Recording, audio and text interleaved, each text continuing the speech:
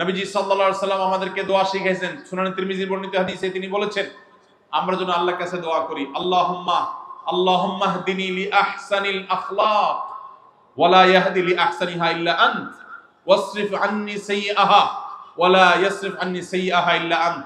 আল্লাহ, আমার আচরণটা সুন্দর করে দেন, ব্যবহারটা আমার বড় খারাপ, নিজেই আমি বুঝতে পারি যে আমার রাগ উঠলে মাথা ঠিক থাকে না, কি বলি না বলি, কত মানুষের বদদোয়া নিয়েছি, কত মানুষের কষ্টের কারণ হয়েছি, কত মানুষের হক নষ্ট করেছি। মাবুদ, আপনি আমার আখলাকটা সুন্দর করে দেন, আমার আচরণটা ভালো করে দেন।